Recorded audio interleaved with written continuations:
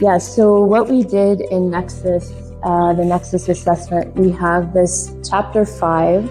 It's actually subdivided, and it's the sector-based chapters that assessed many response options, over 70, as Pam described yesterday.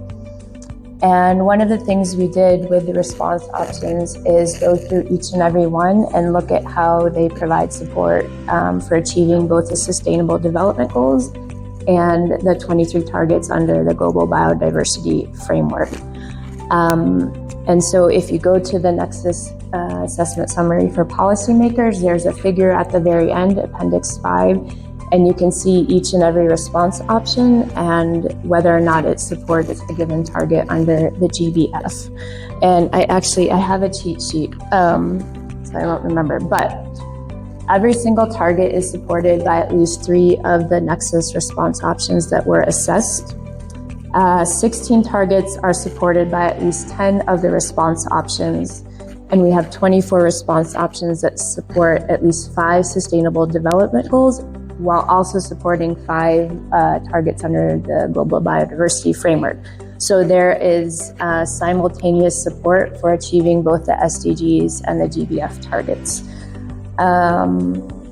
And then I also just wanted to mention too, because I was at the table on the gender dimensions of IAS and wildlife conservation, and Nebo, where's Nebo? She brought up target 23 on gender dimensions for the GBF and biodiversity. And we also have 11 response options that specifically support target 23. So I think more broadly, the idea is that, there's these response options presented in the assessment. They're not prescriptive.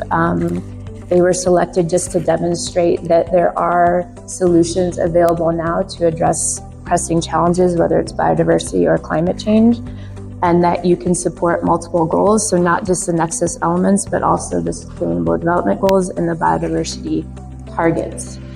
And one thing I was also thinking about this week is that in Chapter 5 and the summary for policymakers, there's this concept of bundling and sequencing of response options.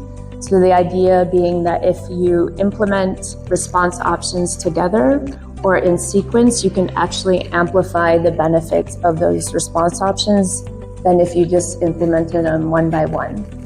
And we didn't do this in the assessment, but I was thinking that same concept could be applied if you think about how could you bundle or sequence these options or solutions to amplify the benefits or amplify support for achieving the Global Biodiversity Framework targets. And I think that's something also to think about.